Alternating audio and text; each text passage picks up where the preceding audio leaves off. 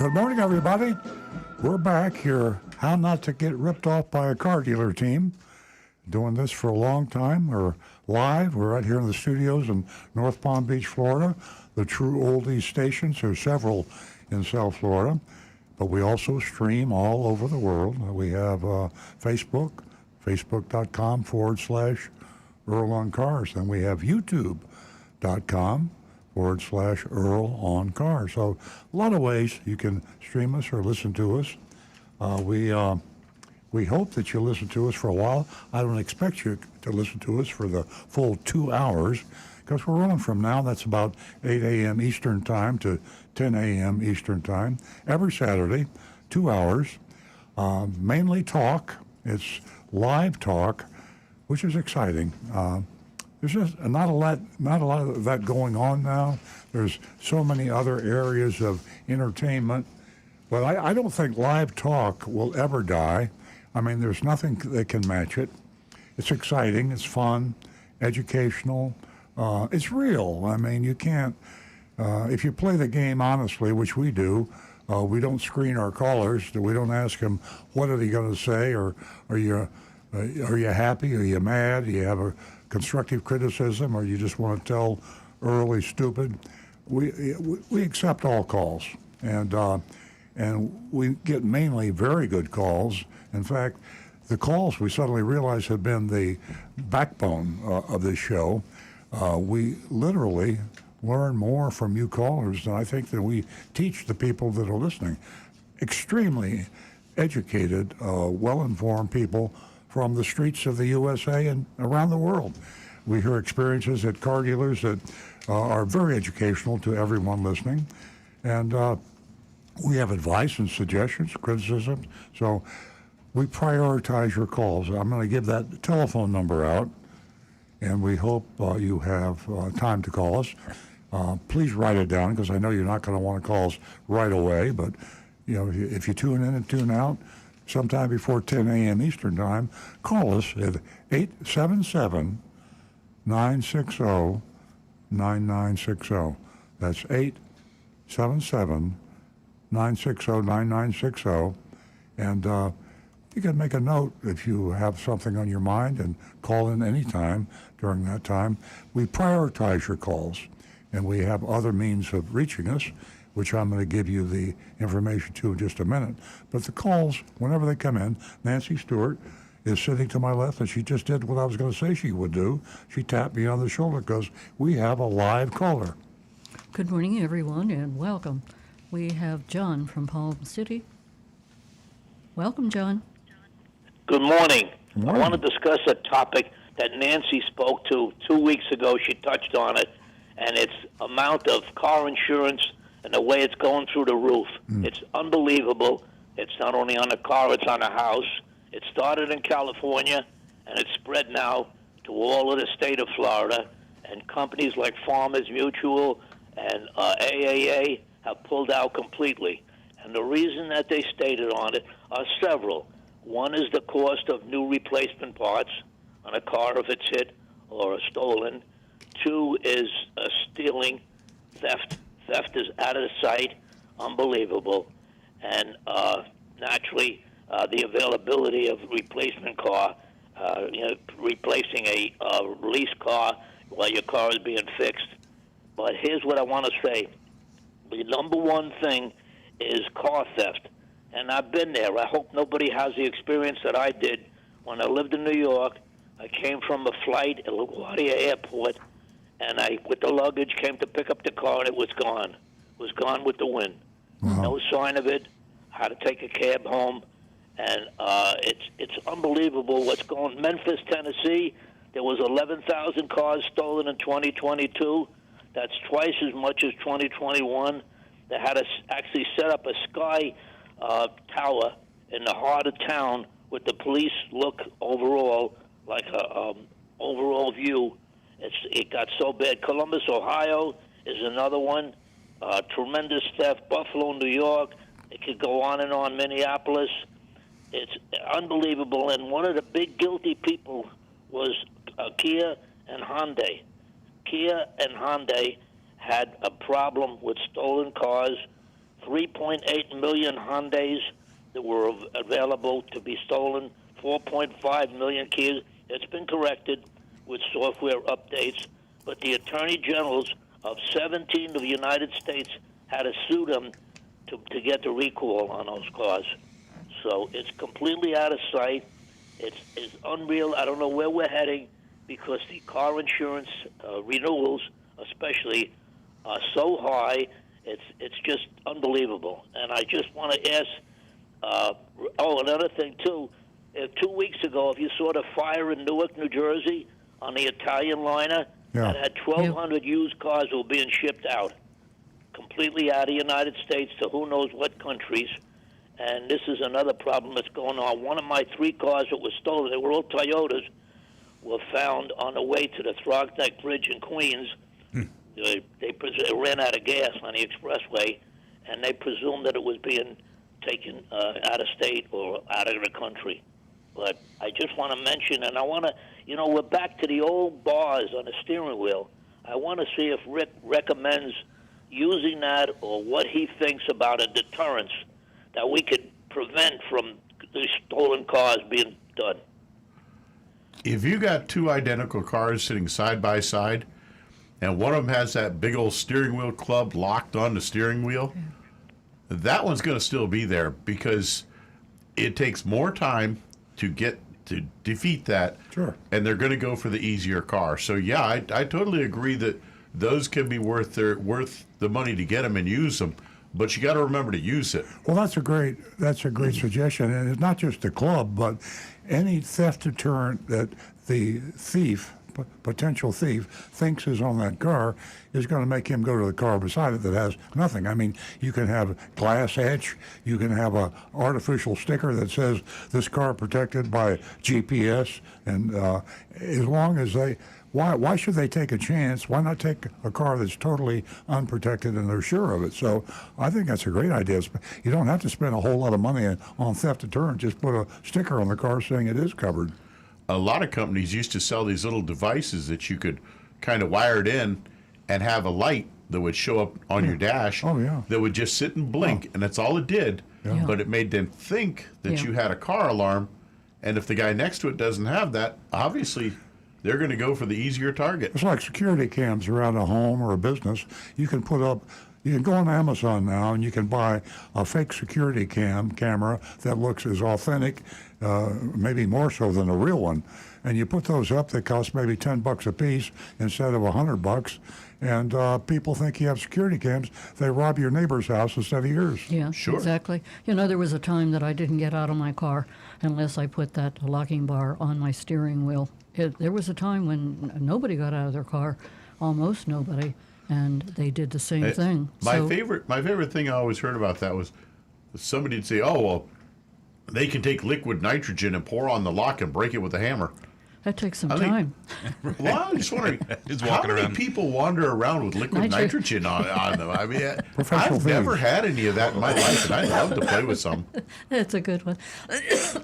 How do you like that, John? Thank you, John. How's it work with You're the always a bar? great caller. Do you have any other No, I bought that bar, and I never had a car stolen after that. Yeah. Yeah. But is it that easy if the car is exported, like this ship in New Jersey? Is it true? Earl would probably answer that many of the cars, they don't require the title or the ownerships, and they're not even on a national register of stolen cars, and they just get shipped out 1, 2, 3.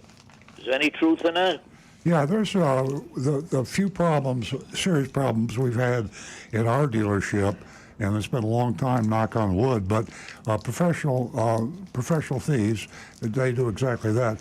It usually happen around an area where a port exists, like the Port of Miami, the Port of Fort Lauderdale. So people will come all the way up to Palm Beach County, jump in a car, drive it straight to the port, put it on a boat, and it goes to Panama, or it goes to some other country that's not too careful about checking cars when they come in. So yes, that happens all the time, and that's a real pro. And the real pro is awful tough to stop because he's really educated and knows what to steal and what not to steal and how to get rid of it real fast.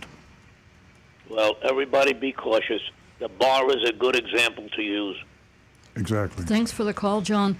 Stay tuned for our mystery shopping report. It's going to be very interesting. You're going to enjoy it. All right, guys. Thank you again for being there. Thank you. 877-960-9960, or you can text us at 772-497-6530. Don't forget your anonymous feedback. We love hearing from everyone who uses youranonymousfeedback.com. We are going to stay with the phones, and we're going to go to Lance, who's become a regular caller from Tennessee. Good morning, Lance. Good morning, Earl. Hey, Lance, boy, now you have to stay tuned because the dog of the week that we have is a coonhound, and I know that's kind of a southern thing, coon hunting, so we got a coonhound named Sully that we're trying to find a home for. Do you need a coonhound? I'm sitting here looking at one. Matter of fact, it favors my first wife. Earl, You're a hoot, Lance. In your introduction today, you talked about educated and informed listeners. And we felt like that you were reaching out to us this morning with that comment. And we came up with a little song to start today's show off.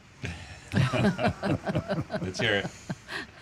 If you're sitting alone and no place to go, it's Saturday morning, Earl stood on the radio.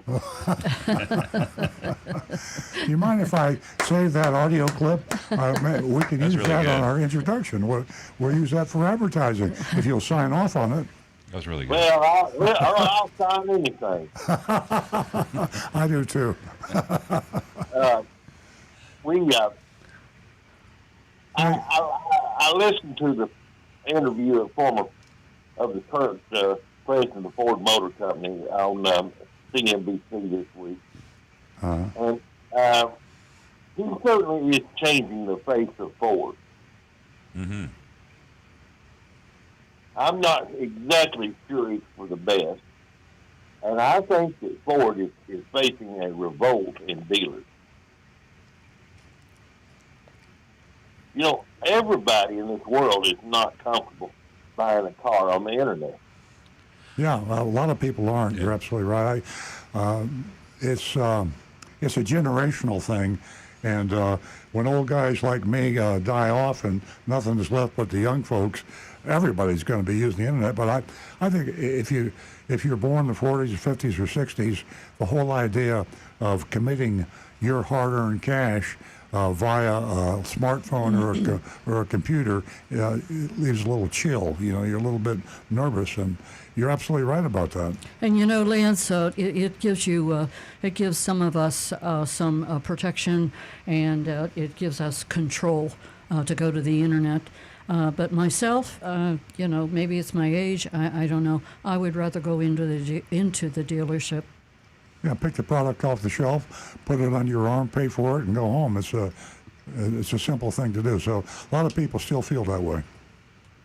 Well, you all talk a lot about A&I. You know, we've got a tremendous amount of A here, but not much I. I was wondering where you're going with that. That's a good one. Have a good show today. Thank you, Lance. Stay tuned for the mystery shopping report. It's going to be a doozy. We will. All right. Yes, definitely. You want to hear this one. Lance sets the mood for the day. Yes. Ladies and gentlemen, I want to let everyone know that we do give $50 for the first 2 new lady callers.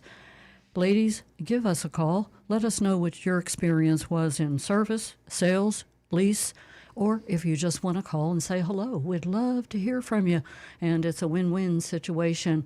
I'm trying to build a platform for the ladies right here on Earl on Cars, and we're doing a pretty good job of You it. sure are. So join us this morning, the first 2 new lady callers, $50. We are going to go to, speaking of lady callers, we're going to go to Pat. She's calling us from New Jersey. Yay, New Jersey. And she is a first-time caller. Good morning, Pat.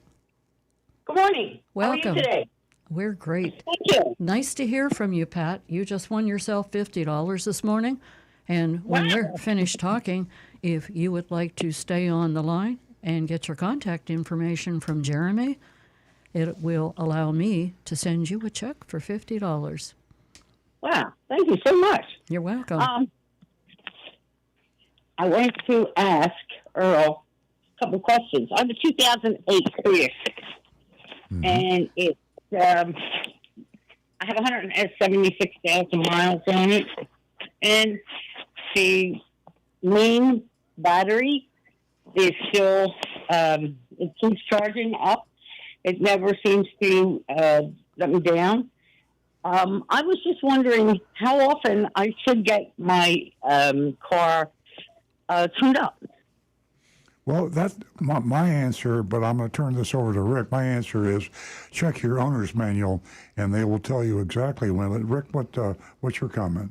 A tune-up on a Prius is simply replacing the spark plugs, and it takes a little while extra on those because the way the engine is designed, it's kind of buried under what's known as the wiper tray.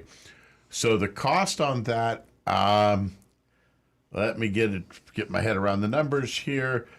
You're looking at about $300 for replacing those spark plugs, and that needs to be done about every 120,000 miles. So if you haven't done that, it's definitely time to do those spark plugs. That's all there is for a tune-up. Your coolant is due at 150,000 miles, and every 50,000 miles after that. And this is coming straight from the Toyota factory recommended maintenance. Other than that, it's just oil changes and air filters and that. But as for the HV battery, the computer keeps such a close watch on it that if there is a problem with that battery, it'll put up a warning light to tell you. Otherwise, you kind of have to have some faith in it and just go ahead and drive it and enjoy it, because trust me, a lot of people get concerned about the animation showing where the battery level is on that screen. All that is an animation to help encourage people to drive in a more fuel efficient manner. But it correlates somewhat to what the actual battery is doing. But that big hybrid battery is never going to be fully charged or fully discharged. It's always going to be going up and down, because it's constantly. Morty. Have you done a spark plugs on it yet? Yes. Okay. I did. And I did it late though. I did it late around 150. that's all right. But Better late than never, Yeah. Pat. And did you do the coolant? Have you had the coolant replaced yet? I'll have to ask the guy that I take the car to. I haven't been to the dealership in maybe years, but That's one guy. totally fine. But there are I'd two. have to ask him. I have to ask him There, because I don't remember. Good Yeah, 'cause idea. There are two cooling systems on that. One is for the engine and one is for the hybrid system. And I do highly recommend the Toyota Pink Super Long Life Coolant, because it is specifically designed for the Toyotas especially. But yeah, other than that, and anybody can do that fluid change. But yeah, you're in good shape. I would keep running that car. And Oh yeah, and I'm Pat, going to drive that darling right into the ground. yeah, Pat, you know, and I know you're driving a great car. Doesn't require a whole lot of maintenance. So for that, you sound like as if you're an educated consumer. Wish you a lot of luck. And if you don't have any other questions, I will put you in contact with Jeremy now. How's that sound? Okay, thanks. Okay. Have a good day, everyone. Give us a call again, and thank you for helping us build this platform here for the ladies. Our number here is 877-960-9960, and you can text us at 772-497-6530. Don't forget your anonymousfeedback.com. And remember, I have $50 for the next new female caller, so give us a call. We are going to go to Charles, who's calling us from Connecticut. Good morning, Charles. Good morning. I've got a question or two for Rick. Pros and cons and costs. I'm looking for a second opinion. And he may want to grab a paper and pencil or just answer these as they come up. I have a 2009 XC70 Volvo station wagon. It's got 71,500 miles on it. I drive it about 5 months, maybe 4,000 miles during the summer, and then I'm back to North Palm Beach. And it's the 6-cylinder, 3.2-liter engine. I got a suggested list of not repairs, but preventive maintenance probably. One is a coolant flush, and I just heard something called long life coolant, which is interesting. $460. Spark plugs, $590. And I do know that Volvo recommends replacing those at 75,000 miles. Engine and cabin filter, $327. A brake flush, $251. And then what precipitated all of this was the fact that there's a crack in the windshield washer reservoir.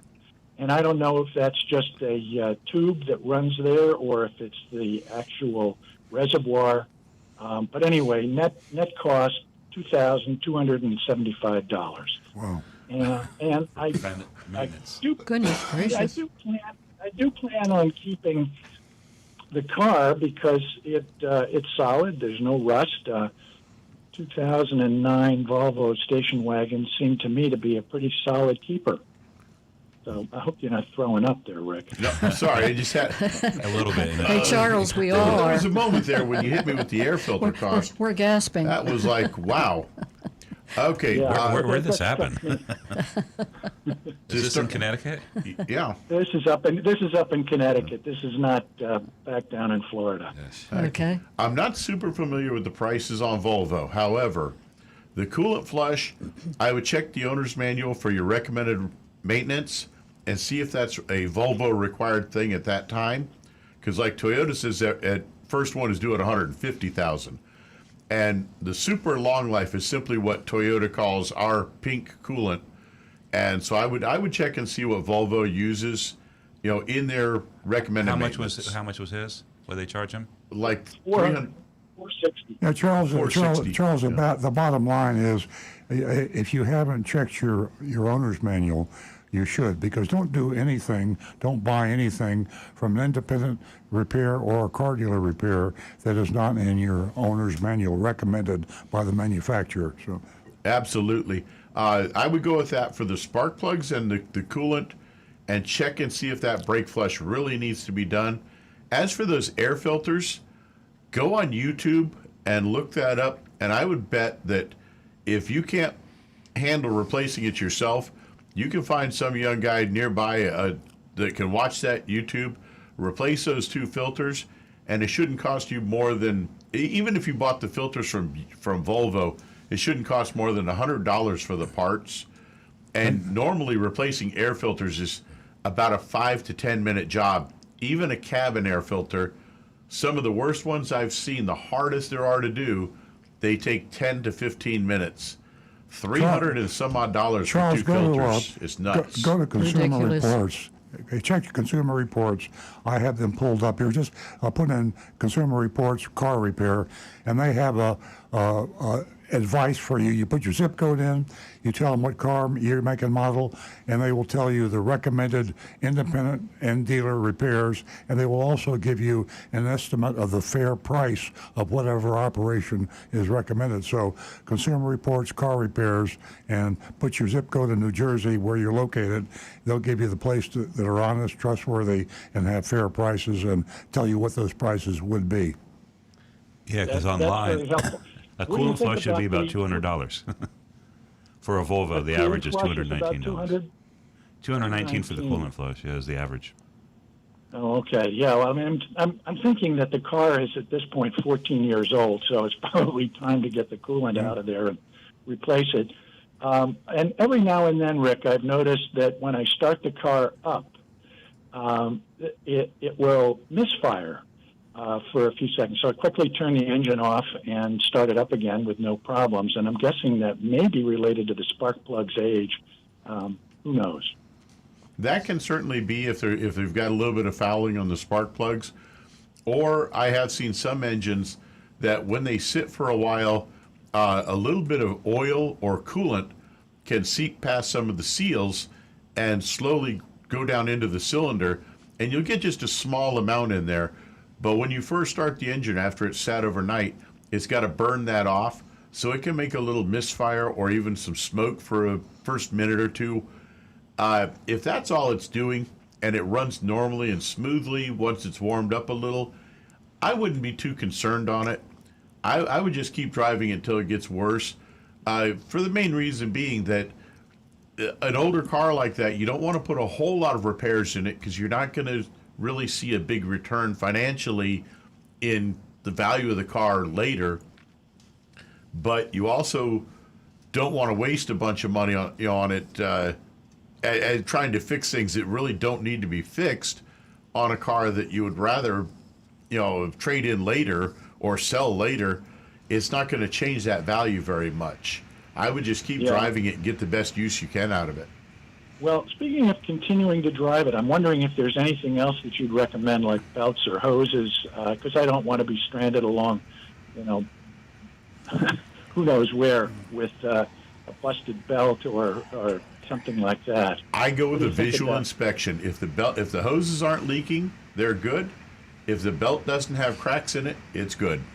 Charles, Okay. thanks so much for the call. You want to stay tuned for the mystery shopping report if you want to, open the door into your situation with pricing. You want to listen to the mystery shopping report from Sutherland Nissan. Thank you. Pardon me? One quick final question. Wait times on a Highlander hybrid. Stu? Highlander Hybrid is over a year right now. Those you asked about the toughest one right now to get, that and a Sienna. The hybrids are just second half of the year are seeing an increase pickup in production. So the pace at which they're getting delivered to dealers will pick up a little bit, but it's still going to. We have people on our waiting list right now that have been on it for over a year, and they'll be getting theirs shortly after waiting a year. That also depends on what the dealer's charging, and because we have a fair price MSRP, we don't go over that. We have a list. But if you find that model on a Toyota dealer showroom, they're probably asking several $1,000s over. For a hybrid, definitely. Well, I want to buy it from you, but okay, I'll let you move on to the next caller. Okay. And Charles, it's amazing how your order can be expedited whenever you don't get, I'm going to call it crazy about the color of your vehicle and a lot of other things. You can get a lot quicker. 877-960-9960, or you can text us at 772-497-6530. We are going to go to Lisa from Pompano Beach, and she is a first-time caller. Good morning, Lisa. Good morning. How are you? We're well, thank you. Thank you for calling, I'm so glad I came across you folks. I really am. Oh, thank you so much. There is a lot of information to take in, isn't there? If you stay on the line, you can talk to Jeremy in our control room, and he will get your contact information. That'll allow me to get you a check for $50. Okay? Oh, that's awesome. Thank you. What can we do for you this morning? Okay, so I caught the end of your show last week when I was driving to work, and today I didn't have to work, so that's why. First of all, do you have a YouTube channel? Yes, we do. We do. You do? Okay. Yes, Can I just get look for that? just look for Earl on Cars on YouTube, but you could just go directly youtube.com//Earl on Cars. Perfect, But using the 'cause search I'll on searching on YouTube is what I do every time I get Perfect. Yeah. Okay. That's awesome. So when I caught the end of, well, it was early in the morning because I usually work at 8, so it was like I caught, let's just say it was 7:45 last week. I have a Toyota 2005 green Camry. Now, I think it was a woman that was speaking, actually, and it was something about the car paint, and then she said that it was something about the insurance, that the insurance has to, so she has to rent a car in the time that the car is being repainted. Yeah. Is that true? Yeah, she had the paint was peeling off on her car. And, yeah, mine too. Right, and there was a Hyundai, and there is a class action suit, and there might be an extended, like a warranty campaign to have that repaired by the dealer at no cost, and that's what she was asking about. Oh, it was a Hyundai. It wasn't a Toyota. Okay. Yeah. Because I'm seeing a lot of Toyotas around here that Well, are the same thing. Yes, well, Toyota went through the same thing, and particularly on the white pearl paint that they had on a lot of models, and that campaign expired 2 years ago. Of course it did. Yeah, but it's going on for a while. Yeah, and a lot of people are coming to like our dealership. Gosh, we were repainting hundreds of cars, and it didn't cost the customers Yeah, anything. Lisa, if just because you're out on mileage or time on a recall campaign of this nature, sometimes, especially if you're a good customer, if you're a Toyota customer, if you patronize a particular dealer, they really value as a customer, they'll stretch on the mileage and time on these campaigns. Mm-hmm. We've had people come in with delamination paint problems that have been out by a year or two or more, and mileage wise, and there's something called goodwill and customer loyalty. There's a couple of other hidden clauses that manufacturers use to help out good customers. So find a dealer that'll go to bat for you and call the manufacturer and ask them to stretch the warranty on what you're trying to get repaired. Okay, yeah. I mean, the Florida sun just does a job in your car. But the other question is, I don't know if you put, because you guys are in Palm Beach County, I'm in Broward. I don't know if you've been seeing it on the local news about people stealing the license plates. No, I haven't seen that. I haven't seen that up here. No. No, we have. So it's been in like Lighthouse Point, Pompano, Boca. They're stealing, and some of the times they can't get them off, so they're leaving them beeping thing in the car. But there's no way to really secure a license plate. Yeah, then I'm sure that because the license plate itself is pretty flimsy, so you can put big bolts on it, but it'll still pop off. There is, law in Florida. You can't cover up any information that a cop would have to see on the road, but there could be maybe a license plate frame that bolts on the security thing. Rick's nodding affirmatively. So take a look at like an auto parts store or Amazon or something like that for a secured license plate frame. Rick. Yeah. Yeah, I guess it's the thing with. They make mounting bolts for the license plate where you can use a metal frame that's heavy duty, so they can't just bend the plate and break off the section with the sticker. And certain bolts they'll make for mounting them in that are an uncommon type of bolt, so it uses a special what's called a Torx bit, and that makes it to where they can't just come up and unscrew the bolts to yank it off real quickly. So those are two ways that you can help to protect your license plate. Yeah, definitely will slow them down also, but that's a great And idea. then you catch them on camera. Yeah. I'm looking in at- the parking lot at school. I have one last question, but it's not too much. So my husband has a 2007 Dodge Ram, and it has like over 100,000 miles on it. And now his AC, and it could be, so he used that, I don't even know what it's called, and he's not a mechanic type guy. He has a specialty of his own that he does, but he doesn't know anybody. Put the coolant, I guess, the stuff you put into the, I don't know what it's called. R134. Maybe it's a can, and it has like a little thermometer or thing on it. Is that making sense to you? STP. He's using one of those recharge kits for for Freon. Freon is what used to be called R12. It's kind of like a brand name for it, but yeah. With air conditioning, it's actually best to have a professional do it, because if you get too much air in the system, it winds up actually mixing with the R134 and the chemicals there, and can create a mild acid that will start to destroy the other components. That's why a proper air conditioning job, before it's recharged, it has to be vacuumed out completely so that there's no air left in the system, because otherwise that can actually wind up damaging the other aluminum components. Cost you a lot more money in the long run. Right. So how much do you think a job like that would go for? It would have to be diagnosed and depend on what needs to be done. Yeah, and because we have so many callers, Lisa, that are backed up, I'm going to leave you with this real quick. Go to Amazon. Amazon's Choice. Get yourself an anti-theft license plate frame. It's tamper-proof. $20, $21. Yeah, you Great. can go that. And as far as your peeling paint is concerned, I can't tell you the number of people that have had that problem. Where there's a will, there's a way. You can get that taken care of and have it paid for. Lisa, thank you so much for calling Thank you and so helping us much. build this platform here. Have a wonderful weekend. We're going to go to John, who's calling us from Stewart. Good morning, John. Good morning, John. You out there, John? Good morning, Yeah, John. I hear him. Yep. There he is. Okay, you can hear me. Oh, yeah. Yes, now. My brother-in-law, 9 months ago, ordered a RAV4 hybrid from you guys, and so he just got a email or whatever, call, and said it's in. So he's up in New York, so he's going to come down in the next few days and get it, I guess. But he wanted me to ask you, you guys, I know you sell it at MSRP, but do you guys ever, in the times that we're in, do you ever negotiate lower than that, or that's No. probably you just stick No, on that it, would right? No, that wouldn't be fair to the other customers.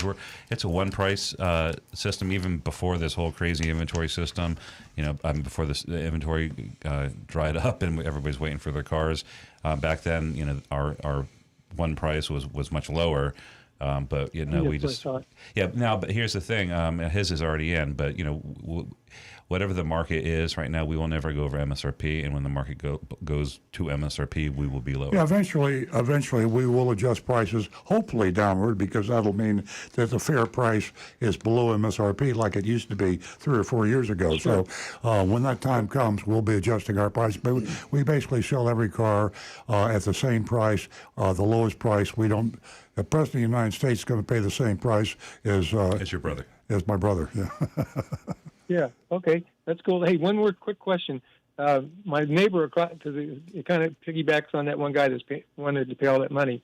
He's got one of those Audi station or SUV things, like a Q50 or something like that. And so he came back yesterday and said, "How you doing?" He said, "Not too good." He said, "I just paid $800." He went there. He had an oil change. They rotated his tires, and he put in a new battery. And I thought that was like That's crazy. nuts. Isn't that? Don't you think that's way too high, or what? I think it's. I mean, when you said Audi, I'm I think Rick's thinking. I don't crying. know. I mean, Is because Rick crying? we hear like luxury, luxury manufacturers. I mean, the cost of simple maintenance is really high. What you said was shocking. So it. I don't know. Audi doesn't have a counterpart automobile they manufacture that's for the common folks. So I tell Cadillac people What about to to get their car fixed at a Chevrolet, Lexus people to get their cars fixed at a Toyota dealer. But Audi, Right. they stand alone, and you just pay all the money. If you can find an independent foreign car dealer, German cars. What about Volkswagen? Doesn't Volkswagen own Audi? It's a European car, but I know it's not. Yeah, they do. don't- Volkswagen, Porsche, and Audi. Maybe pull into a Okay. Volkswagen dealership and see if they Hey, do. have you priced that service at a Volkswagen dealer lately? I haven't been to a Volkswagen dealership in 56 years. They're high priced. Smart. Yeah. 50? 56 years. 56 years. Yeah. You're old. Unbelievable. Got So, five if callers you bought on the his line. tires at Firestone, Oh. if you'd bought his tires at Firestone or somewhere, they rotate them free. And I know it doesn't. An oil change is not going to cost. I got a Porsche, and it cost me $200 to get the oil change. But I mean, yeah, that's stupid. That's crazy. But anyway, Outrageous. okay, enjoy your Thank you, show, John. guys. Keep it up. Good work. All Sure, right, bye-bye. thank you. Thank you very much. Okay, we're going to go to Mike, who's in Aventura. Good morning, Good Mike. morning. Hi, good morning. I have 3 quick questions. Number 1, there's been a lot of talk, unfortunately, about AM radio going out of cars. I understand that a lot of car dealerships wants to get rid of AM radio. Is that true? That's true, but there's, I think, a couple of manufacturers. It's not the car dealers; it's the manufacturers. I think they've reversed course. Do you remember which manufacturer it was? It was Ford. Yeah, Ford think it had was- announced that they're going to remove the AM radio from all the cars, and it's going back in. Other manufacturers are going ahead with it, so you won't be able to tune in AM. Yeah, to the Mike, radio. remember you can also stream AM if you have the streaming ability. So I think we're just seeing the evolution, the change of technology where streaming, it's kind of like broadcast television versus cable television.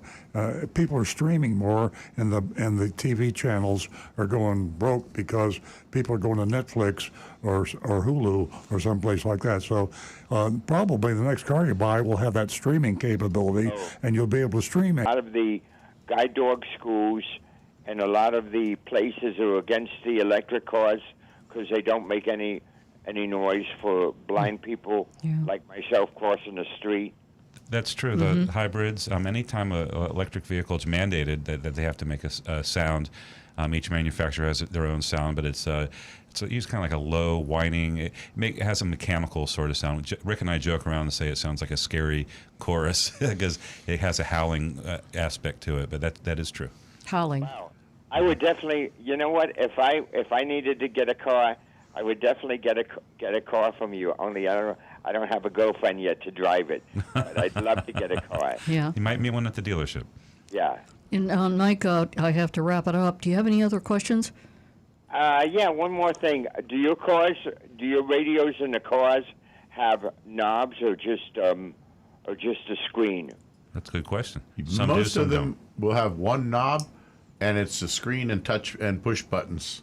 Oh, wow. I miss the knobs because I used to love the DX on radios. But anyway, listen to distance stations when I would go traveling with my friend. Right. Anyway, thank you very much, and I enjoy your show. Mike, thank you so much for tuning in. We love hearing from you. Give us a call more often.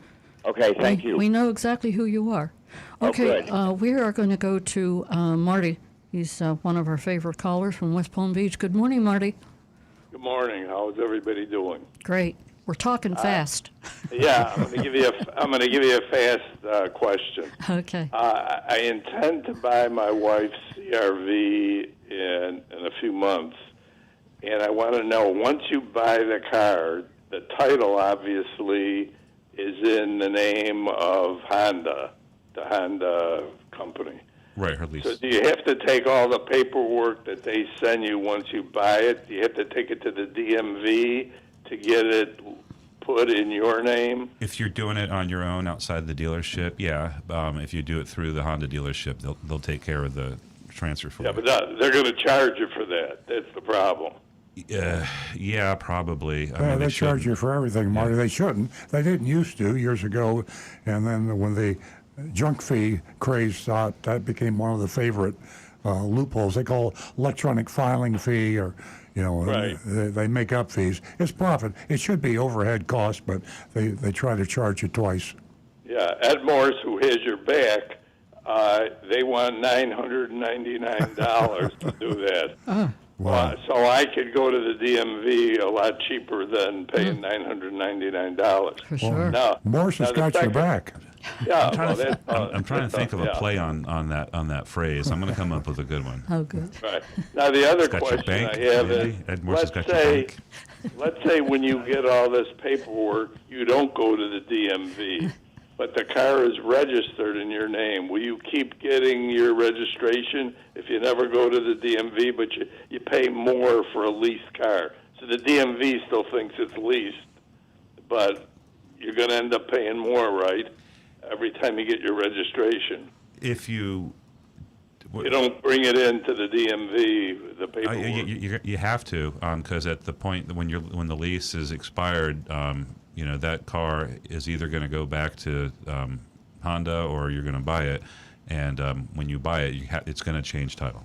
You can't. Okay, so you have to bring it in, and you have to change the registration. Yeah, you have to transfer the tag.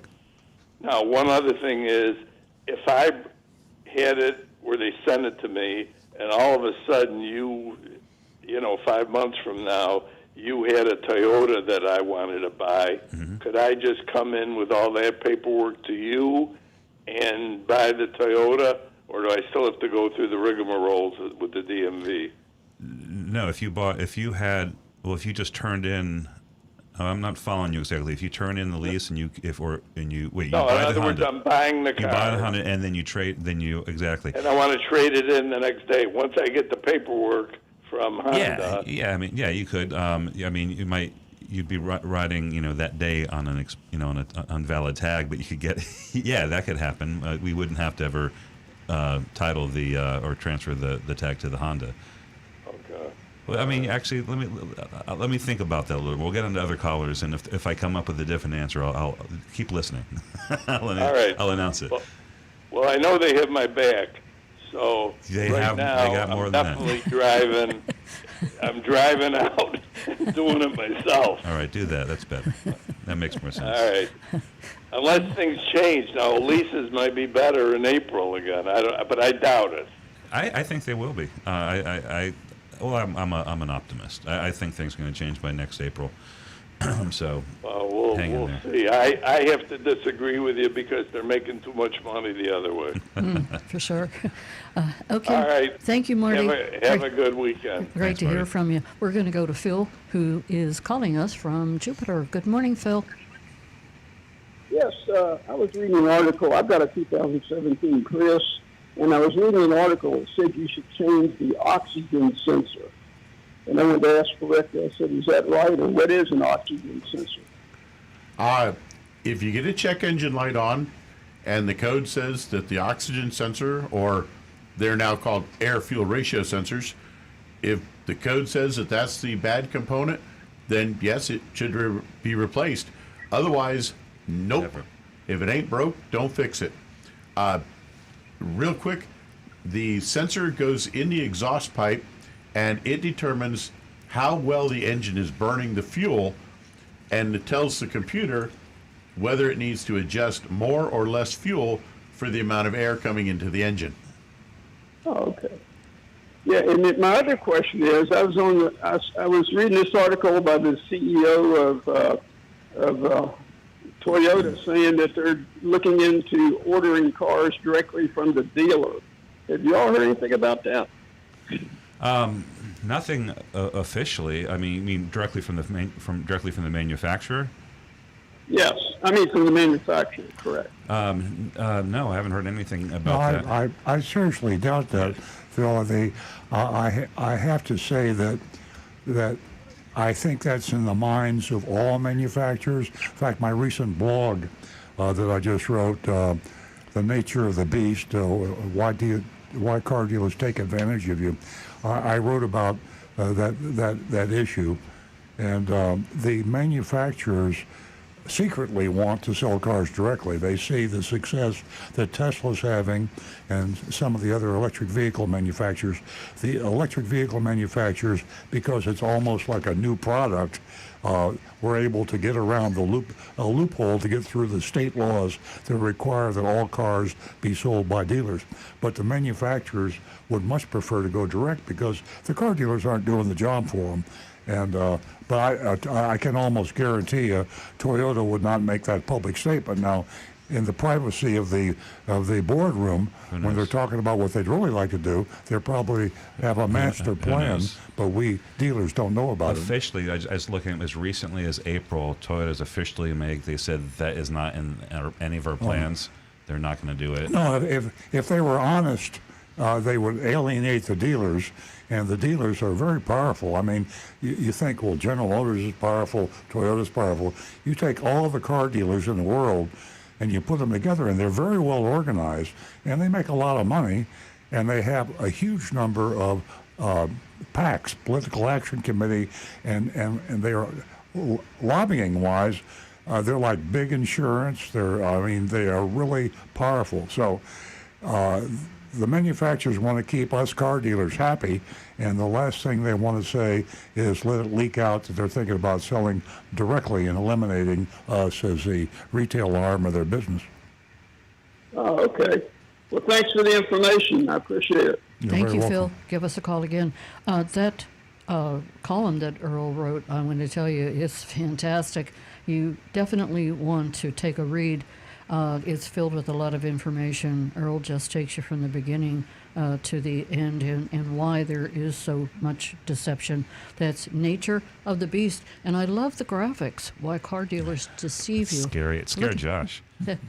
Josh saw it. And he was scared. Do it. Yeah. He told me, he called me afterwards and said, why is Dad sending me scary pictures? It was like a Cookie Monster nightmare. That's it, Cookie Monster. Okay. That's Beast from X-Men. That's okay, yeah. I'm not that culturally. We are going to go to our favorite person. He's a regular caller, educated, and, well, filled with a lot of humor. Roadrunner Steve. Me. Good morning, everybody. Hello. Earl, last week I was listening to the show and I had to pull over because I was laughing so hard when you came up with a word for peeling paint that comes off the car. I couldn't even pronounce it. Banana Whatever that word is. lamination. Yeah, that's it. Say that 3 times.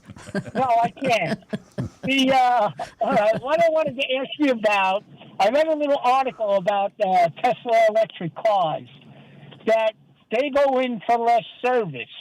Is that correct? Yes, that is true. Okay. The thing was, the tires on electric cars are not being looked at since you're going in for less service, for tire wear. Mm-hmm. That's true. That. Okay. Now, the other thing is, when you buy a Tesla, does Tesla offer you a warranty on anything?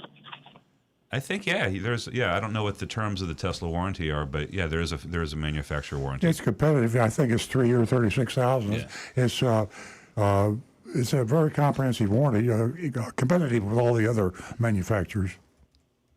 Okay, but what about the batteries? Are those in a warranty?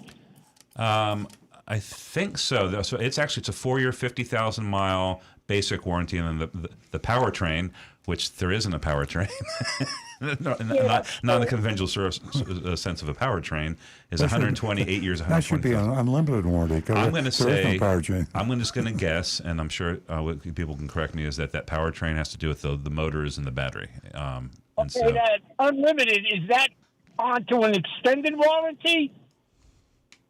I don't know. I don't know if Tesla sells extended warranties, but I don't know if there's any unlimited aspect to the. The battery, and here we go. The battery is, and it's different for models, but 8 years or 150,000 miles is the battery warranty on the Model S. That's the one you're driving. The Model 3 is 8 years, 100,000 miles. And on the other ones, Model 3 long range, Model Y, yada yada, 8 years or 120,000 miles. Okay, so after 100,000 miles, you want to sell that Tesla. What are you going to get for it? Well, that's going to be a good point of negotiation, because if you're selling a car that's coming up to the end, a lot less. I've been thinking about that. I think I'm going to get not much, because the prices of electric cars are coming down, even on the expensive ones. And you just saw the other day where Ford cut the F-150 electric by $10,000. So there's a price war going on. Tesla and all the EV manufacturers are cutting prices. So that's not good for the guy that bought the car 2 years ago. So nobody would recommend buying a used Tesla, right? I'd recommend you lease it. I mean, a used Tesla? Yeah, no, I think you could get a good buy. I think you could get a good buy on a used Tesla. I just wouldn't buy one with 120,000 miles. No, that's true. Yeah, but you want to be sure the price cut compensates you for the fact that you've got a car that's near to battery failing. True. Now tell me that word again. Bananarama. What was that? It's called banana lamination. Is that a real word? Yeah, that's a real word.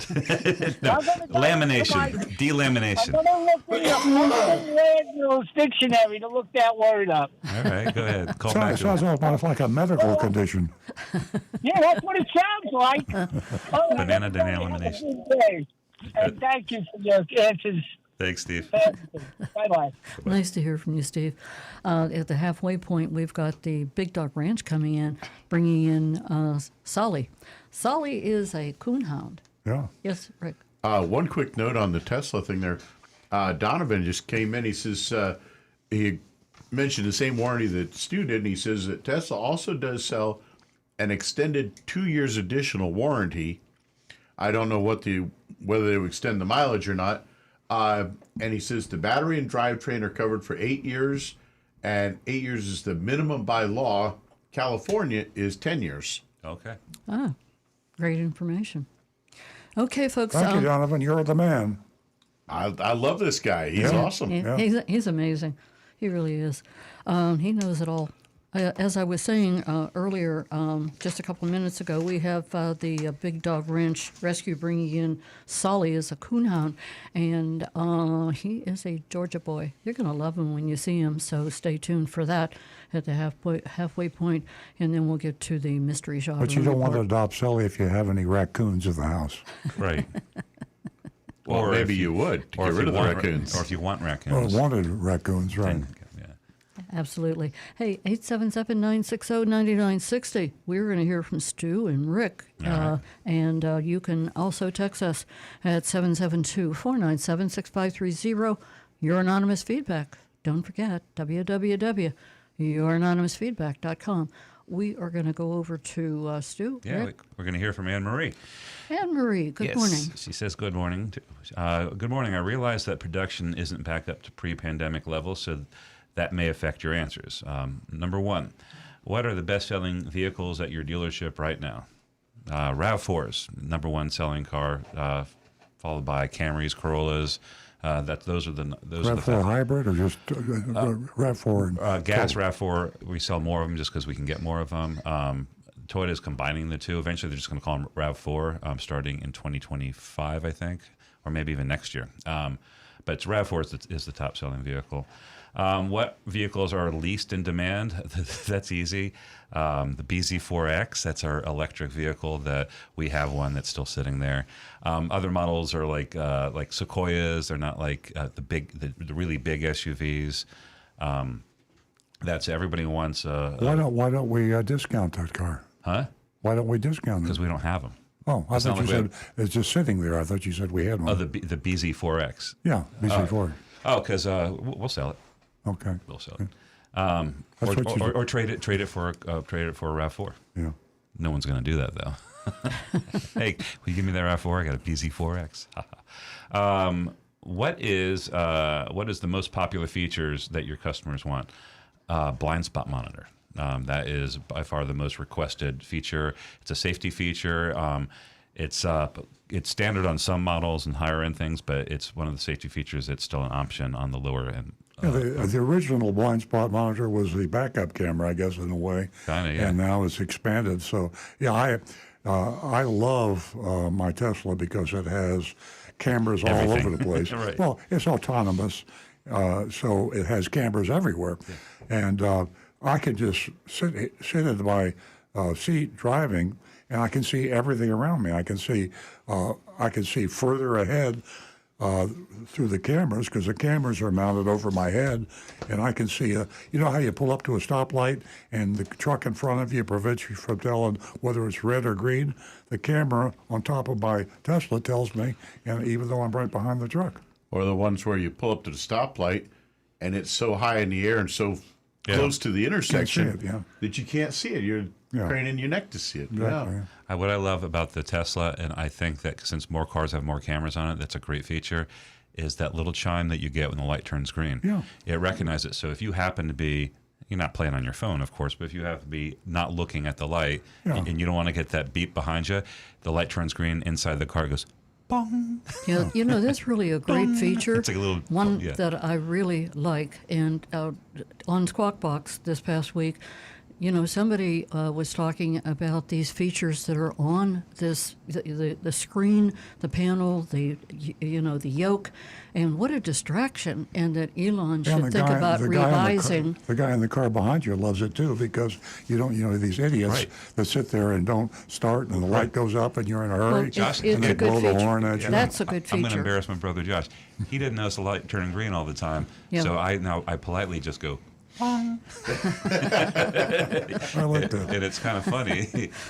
Anyway, they were asking Elon to just sort of change. Make it simpler? Yeah, change the aesthetics of the. I like my car's of the cockpit dash, to the look wheel, like and the Apollo 11 dashboard. I want to see as many dots and knobs and everything. It makes me feel like I'm, You're the pilot? Yeah, it makes it feel like I'm doing something special. That's probably how Jackson feels. He's tuned into the radio show, and I believe that he's in his little electric car right now. Hey, Jackson. Hey, Jackson. What features you get the most complaints about? A lot of the entertainment stuff. Waiting for service. Cell phone These are talking about connections. features of cars. Oh, features of cars. Yeah, features of cars. Cell phone. Getting your cell phone paired and getting the cell phone to connect fully with the car. Yeah, that's one. A lot of things are like kind of mundane things, like seat issues, like it doesn't move into a comfortable position. But a lot of the high-tech features now are people are pairing their phones and they're using their stuff on there. They're used to the maps. The navigation used to get a lot of complaints. And to a general answer would be not understanding the complexity of the car. Cars are becoming so complex now that you really have to study the owner's manual to know. I still don't know how to operate my Tesla. There's so many features. I think it's a valid thing to say. High tech, yeah. Yeah. What's the number of complaint? There's too many things to figure out. And the sad thing is, you can take it into your dealer, and they can't explain it to you. I mean, Rick probably answers more questions than anybody else in our dealership because he knows more about the high-tech features of the cars. So the technicians in the dealership, forget the sales force, they don't know anything about the car. And I say that tongue-in-cheek a little bit, but it's changed a lot. Because that's what happened was, I think, there was a period of time where you had the old type of features that everybody was used to selling, and the new ones came in all computerized.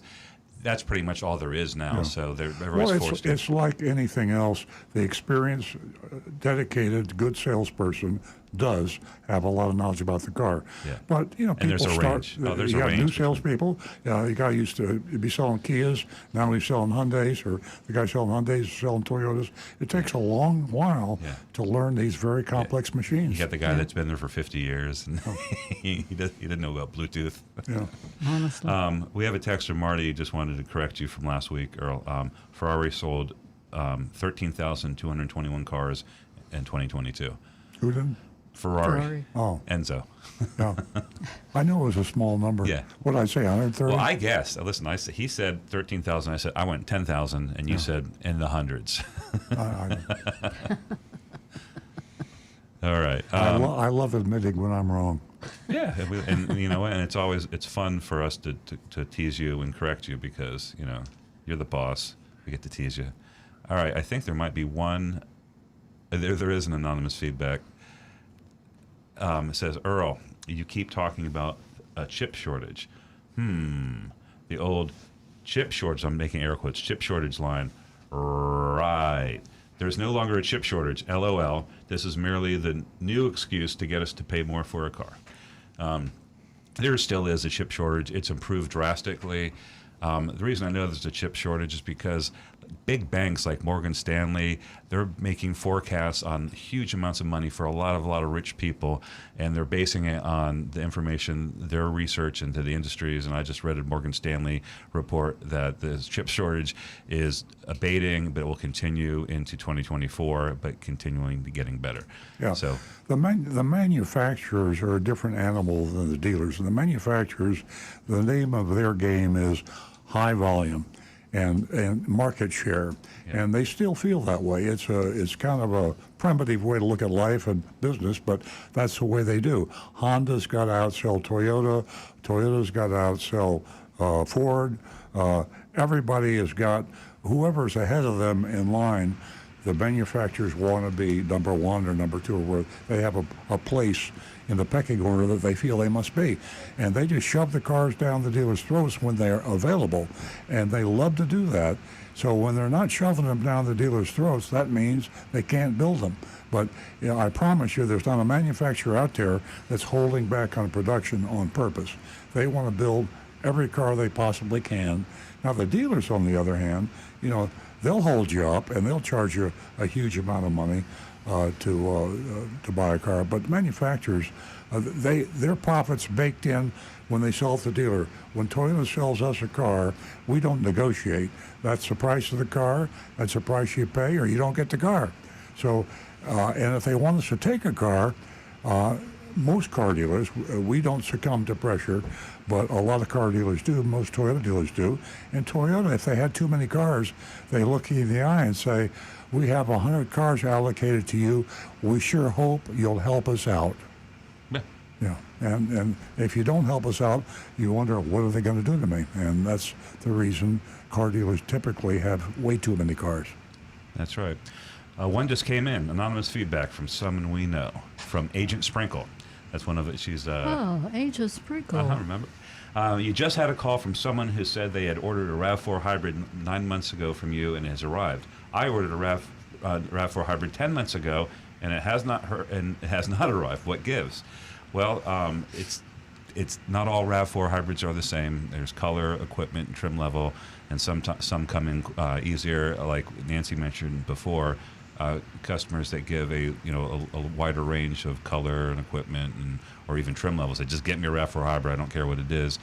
It will get there a little sooner. It's not drastic, but yes. So they don't come in at the same time on a conveyor belt. And I'll also say this: the squeaky wheel gets the oil, and because I get a lot of calls.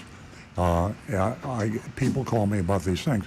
All I do is I'll call Stu, or I'll call our inventory control manager, Laura, and interestingly enough, when I push a little bit, and Laura pushes a little bit, and Stu pushes a little bit, somehow things seem to happen, and cars seem to come in faster. So, squeaky wheel gets the oil. If you ordered a car and you haven't had it, they told you it'd be in 3 or 4 months, and it's been 6 or 7, you should call the dealership. You should speak to someone up in the ranks, not the salesman that sold you the car, but the sales manager or the general manager, and say, what can you do for me? Sometimes that turns into a conversation about, well, would you take a white one instead of a green one? Or do you have to have the sunroof? And you make a few compromises, and you suddenly find out that you can get the car quicker than you thought. But don't sit there and stew and worry about it. Call and complain, and that'll expedite. All right, we're caught up. But Rick, what's going over there in the land of YouTube? Got a couple here. One is from Bruno. He says, quick question.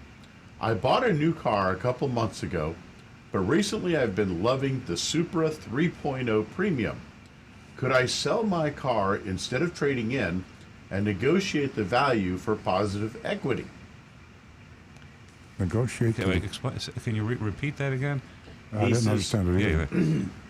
Could I sell my car instead of trading it in? Okay, sell it to somebody else. And negotiate the value, pardon me, and negotiate the value for positive equity. That makes no sense. Okay, sorry. I'm not sure what he means there. All right, maybe you could rephrase it, and then we can read it again. As far as the Supra goes, we have a fixed price on the vehicle, and everybody pays. We put our lowest price on every vehicle we sell, and that's the price you pay. So yeah, but if he sells his car and negotiate the value of his trade after he sold it to somebody else. If he wants to negotiate on the new Supra, it would be no. But I don't understand the part about the trade. Yeah, we'll see if he comes in with some more information. Okay. Oh, I see. I think I see what he's saying. Yeah, he's saying what you just.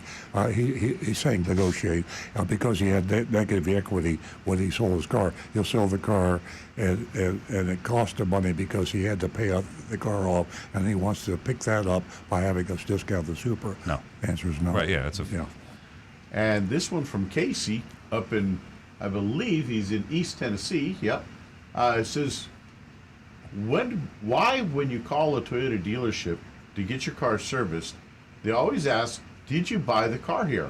I'm wondering, what's the purpose of that question? One possible good, honest reason the answer would ask it is because we would have the information in our computer about what service had been done and the VIN number and all the details. Mm-hmm. And another reason is for like a retention program, like we have Tires for Life. We'd like to know if they have bought the car here because they would possibly qualify for a program like that. But I think the implication is if you didn't buy the car here, we wouldn't take as good care of you as if you did buy the car here. It used to be years and years ago, car dealers looked at it that way, but they don't so much today. But there's still an element of truth to that. You take a Toyota, it looks that way. The manufacturer looks that way. If you have a good customer, you do a little more extra for those good customers that are loyal and have bought. We have customers that have bought 20 cars from us, and we have people that come in off the street never bought a car. So, to be honest, who are we going to treat a little nicer? Probably the one that's bought 20 cars from us. Yeah, no. I mean, it'd be crazy not to. You got to be honest about it. I'm pretty sure our system, like we get a phone number or an email address, and it pulls it up right away on the computer, and you see if they bought the car. I'll tell you, the manufacturers do that. If you have a car that's slightly out of warranty, they want to know. And they found out they bought 3 Toyotas before, then they're going to get a little cut more slack than the guy that never bought a Toyota. I will before. tell you this, and those warranty exceptions I've been involved with, I have never seen them turn down somebody like some people. They've bought 10 Toyotas in their time. That's right. They're a lifetime Toyota owner, and they take care of them. And we do the same thing as a dealer. I mean, I had one the other day. He had a tire problem, and I told the service advisor to sell him the tires at our net cost, what we paid for the tires. Because it was the 10th time he's complained to you. I said, well, all right. But he was a good customer. Yeah. It is. It's relationship. So when you have a good relationship somewhere, that's naturally what's going to happen. Well, and in service, we've heard the phrase, sales department sells a person their first new car. Right. Service department sells every car after that. Right. Exactly. So, and we have customers that come in that understand this, and the first thing they say is, I've bought 12 cars from your agency, and then go into the complaint to let you know, to let us know that he is. Well, statistically, customers that return for service are 50% more likely to buy another car from you than those that don't return. That's right. All right, I'm all caught up over here. That's got us pretty well caught up as well. Okay. I'm going to take a minute and mention this news that we've been hearing lately, and it's all about babies, dogs being left in the back seat. And my goodness, we all know how hot it's been getting, and with the humidity and heat index, it takes a very short time to die in a back seat of a car when you're left back there. Had that happen in South Florida not too long ago. Yeah, just recently, there was a baby that was forgotten. My point is that, they keep saying, and I'm not sure everyone's listening, lock. It's lock before you leap. So pay attention. If you have a grandchild, if you have a child, a dog, there's so many aftermarket products that you can purchase, and I'm sure Rick knows a whole lot about them. He has a dog, and he's probably seen a lot of situations that have come through service. In our Tesla, we have something called doggy mode, which could just be called child mode. It's just not a good idea to leave a child in the car, period. But if you're going to leave anybody in the car, animal or human, you don't want to have it set where they can't get out of the car and they're not kept cool. But with the doggy mode, Nancy and I just came up to the studio here. It's going to be 95 or 98 degrees when we leave the studio. And I punch doggy mode on the car. It'll be 72 degrees in the car, and I don't think it's that costly. I maybe Donovan or one of my experts out there could probably tell me, but you don't want to leave your car running in a combustion engine. But when you put the doggy mode on, the battery just powers the AC, and I don't notice a huge drain of battery power after I leave the car for a couple hours. So. I'm sure we'll have some experts that'll get back. Donovan just chimed in. I know it. He says, Earl, you also have something called overheat protection. Make sure it was not turned off, and your car will never get above 40 degrees Celsius inside, which, let me Google real quick what the 40 degrees Celsius is in Fahrenheit for those of us. 9/5 C plus 32 is the formula. Smarty pants. How do I remember While Rick is looking that up, there's so many things that you can do. As far as tint on your windows, now, there are a lot of people that are having installed ceramic tint, and gosh, does that help? It really cuts the heat index in your vehicle, and it protects your skin. It does a whole lot of things. So everybody keep an eye on the back seat who you do have children and dogs, you may save a life. Sully has entered the room. Sully has arrived, and and he is so cute. He's from Georgia. Hi. Share out of the Thank way you. here. How are you guys? Thank you. We have We our are big dog. getting a camera up on Sully in just a moment here. A big dog ranch dog of the week has entered the studio, and he is absolutely Is he adorable? adorable. His name is Sully, and he's a coon dog. And a lot of you folks out there, from the South particularly, coon hunting is a big thing in the South, in Tennessee and Georgia. there he is. And Where do you this see guy him? here, Sully, He's so cute. he's an expert. Stu's gonna fall in love with him. I know. I haven't even seen him. You guys snuck in when I was out. You comes. you Southerners, I know we got a lot of people from Tennessee and Georgia. Who has ever heard the expression, the big coon runs late? Now, that's a hunting look at expression. that. A hunting expression. Look at Sully and Stu. Oh, It's a sweetheart. Oh, yeah. He stands at the window, just looking in his eyes. You have to walk. Everybody out there that's watching, I mean, take a look. Take a look at Sully. He is a lover. He is so sweet. Oh, you're gonna- He you won't last the show. He'll have a home before the show is over. he's not a typical hound, that's for sure. I think Stu's going to adopt him.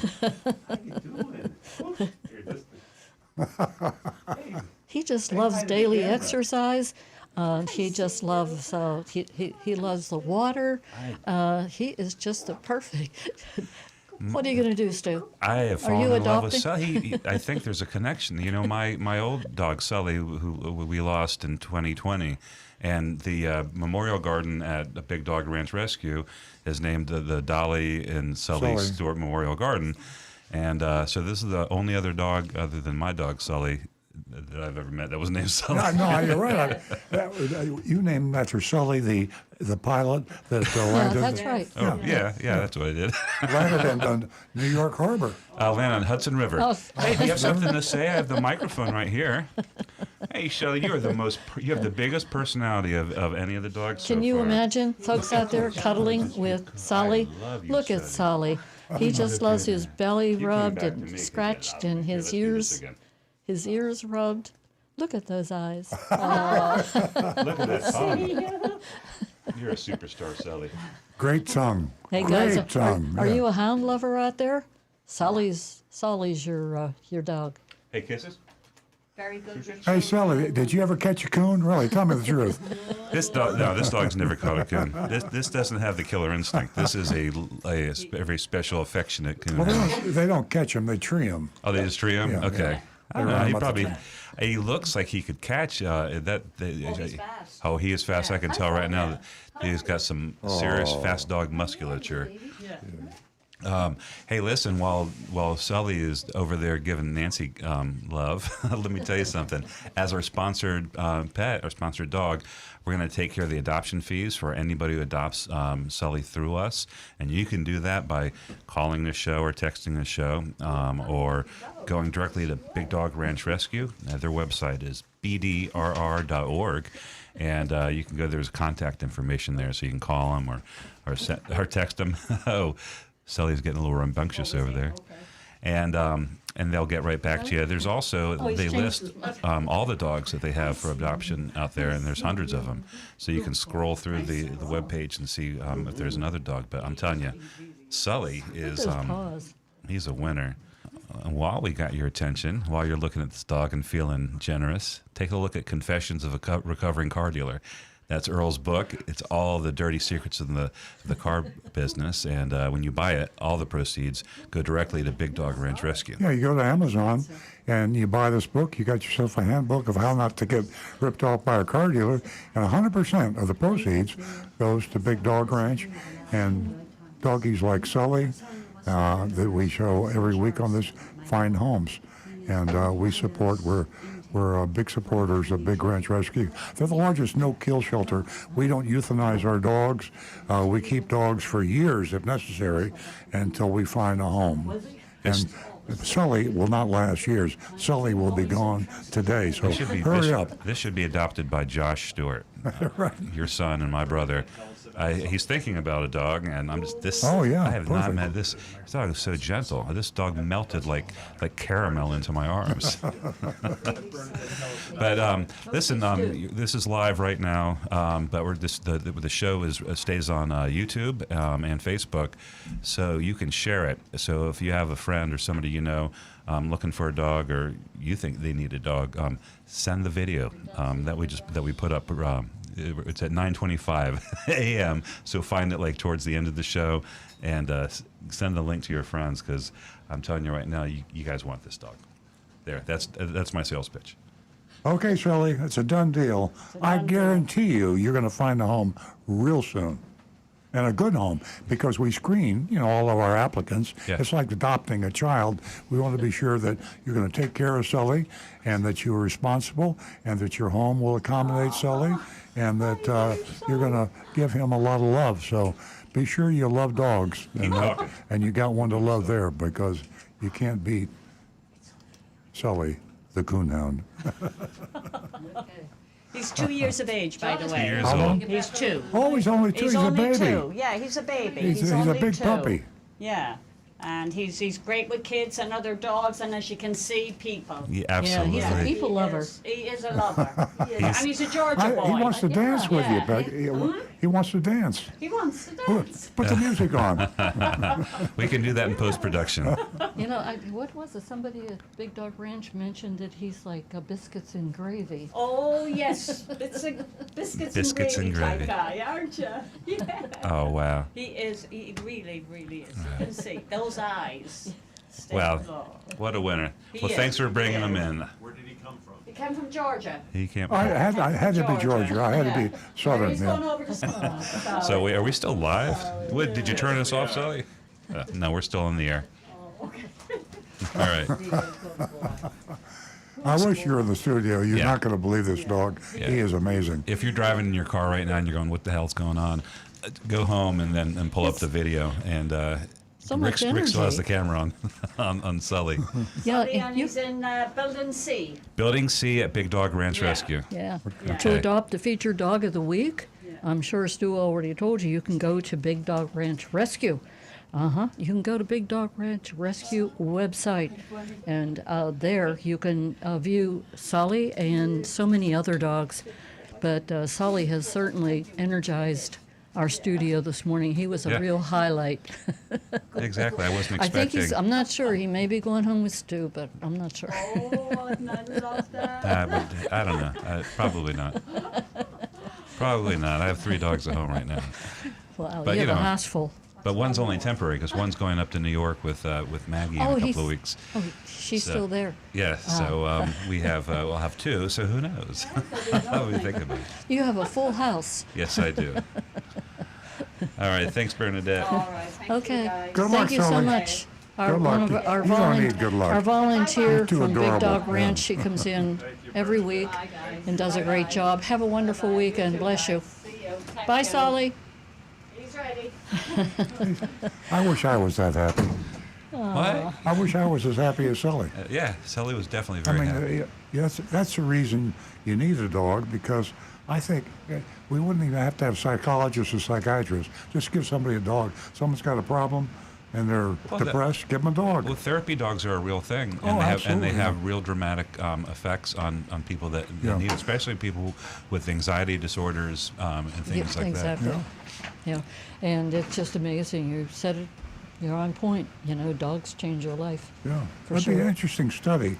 People with dogs and depression. I'll bet you there are far fewer people Oh, it's with a own proven dogs. fact. I totally agree with that. Proven fact. They've done studies. And I also know that therapy dogs, they don't start them as like little puppies. I think they're a couple of years old before they can start the training. So if you're listening and you know somebody or you need or use a therapy dog, I think Sully, just based on his demeanor and his age, would be a perfect candidate right now to go through that training.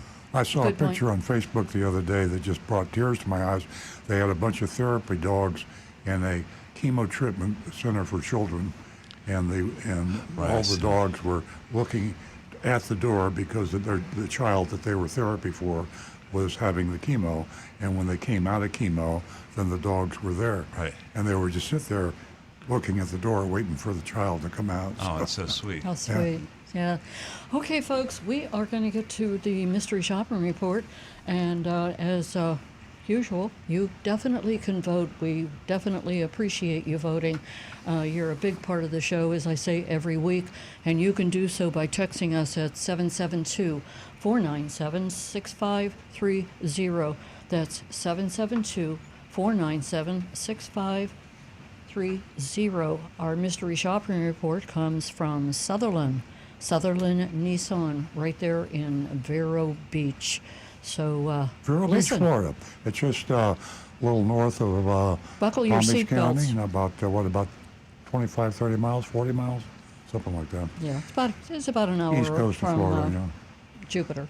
Okay, and for those of you listening to read this, Stu composed it, and Agent Lightning lived it. That's our undercover mystery shopper, and I won't tell you. I don't hate to give away the ending to a story, but I just want you to hear me say, this is not fiction. This really happened, because when you hear this, you're not going to believe it. Okay, I'm speaking in the first person as if I were Agent Lightning. I arrived in the morning and was greeted by a salesman standing outside as I arrived. He asked me if I was there to see something specific. I told him I didn't have an appointment, but was hoping to get a new car that day. His smile widened, and he asked what type of car I was interested in. A sedan, SUV, small, large. I expressed my desire for something fuel efficient, easy to navigate, and not too costly. He suggested that we look at the lot, and we walked over to where the 2023 Nissan Sentras were parked.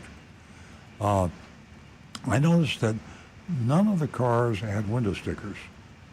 Those are Monroney labels.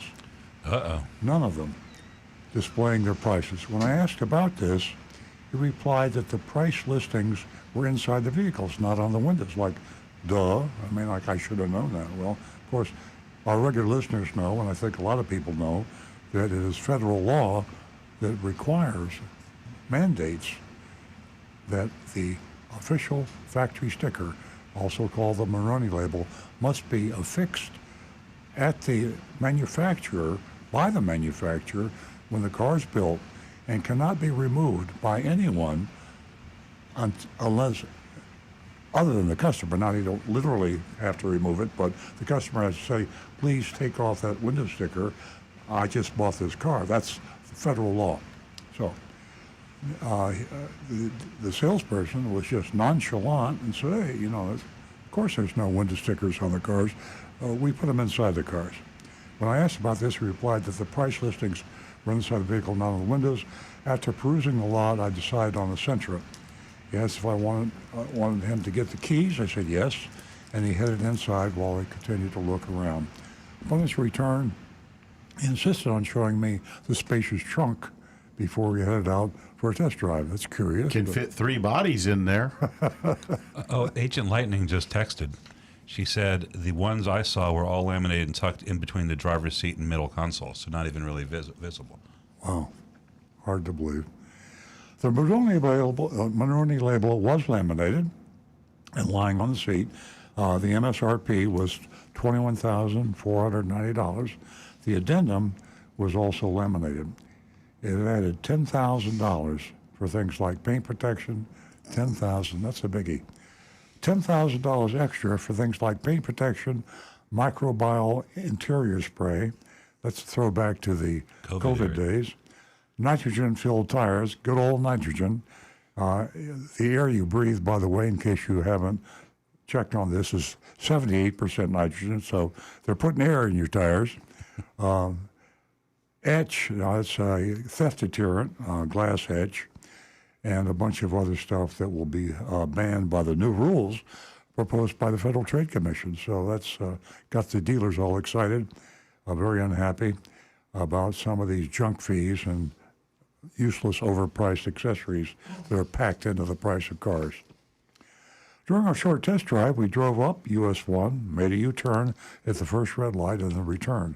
That was a quickie test drive, not the type you should insist upon if you're going to buy a car. If you have the car that you want to buy, by all means, give it a serious test drive, meaning hours, not minutes, and preferably a day or two.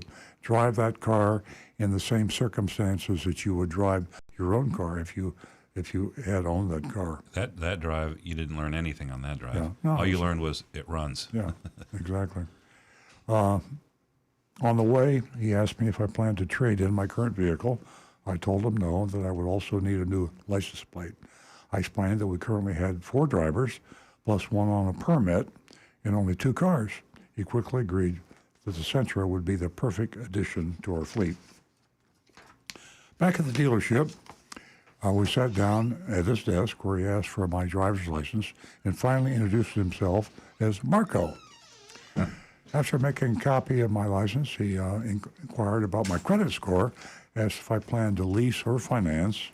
I responded I would either pay cash or finance, depending on any available incentives. He interrupted to suggest that if I didn't finance, they would need to add an additional $2,500. So, again, the deception will grow as we continue this shopping report, but the price that they led you to believe made the assumption for you that you were going to finance. Now, there's a lot of cash buyers. A lot of people don't want finance. Interest rates are high, and people have their reasons for not wanting to finance. But they made the assumption that Agent Lighting was going to finance the car so that they could take $2,500 off and make it look like it was cheaper than it was. He advised that I should finance and then pay it off after a few months, which is a very deceptive thing to do. It's deceptive to the lender. It's also deceptive to the buyer because there's a huge penalty that you pay. And the dealer. And the dealer. They're going to get charged back. Yeah, the dealer, well, who cares about the dealer? But you have, it's called Rule of 78. So when you finance a car and you pay it off early, you're not getting back all the interest. You're only getting back a fraction of that interest. And the interest that you paid, you never recover. So he was giving you some very bad advice. And implying that it was a smart thing to do so you could get the $2,500 rebate. Not true. I asked to see the cost for both options, financing, and paying cash. He excused himself. And I assumed he was going to get the pricing information that I just asked for. Instead, he returned with a questionnaire. The deception is going deeper and deeper, folks.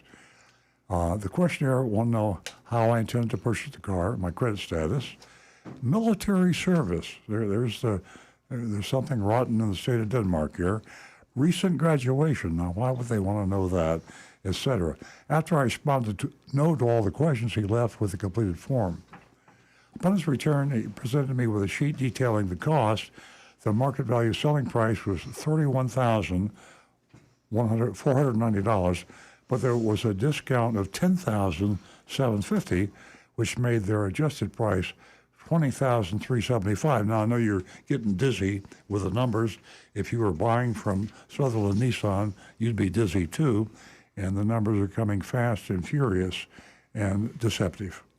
But then they added $3,000 for COLL, and then MIL, these are all caps, COMLTTER. This made total price $23,375. To that, they added a $1,199 dock fee, and then there was $304.50 in taxable fees, which are junk fees, sales tax, and a hefty $666 in government fees. Interesting number. Government fees are legitimate if they are in fact government fees. The total walk out the door, drive out the door, was $27,469. I was a little confused by the pricing and mentioned this to him. He retorted rather abruptly. I mean, not only is he a crook, but he's rude. And you don't get rude with customers. It's just not smart. If you want to really take advantage of a customer, you got to have that customer like you and trust you. You don't answer questions abruptly in an insulting tone of voice. That he said that he had given me a $10,755 discount. So kind of like, why are you asking these questions? Right. Yeah. After this gift I've given you. When I asked about an additional $3,000 charge, he snapped back, explaining that I didn't qualify for any of the discounts because I answered no to all the questions. So the questions were probably things like, are you a veteran? Are you currently on active duty in the military? Have you recently graduated from college? And what was anything else you could figure out? Are you a realtor? No, I don't know. I don't know if that was one of them. But see, this is really old school. This is what the really down and dirty dealers do. They look for any kind of possible discount from the manufacturer, from anybody, and no matter how obscure and remote the chance that the readers of the advertisement or the customer that comes in will qualify for any of these, much less all of them, the chances of qualifying for all of them are about like winning the monster lotto. It's not going to happen. At any rate, I expressed my discomfort with these fees and the entire situation. He interrupted me again, asserting that he had already explained everything. I mean, now he's got himself into an argumentative, adversarial relationship with the person he's trying to sell the car to. At this point, I was furious.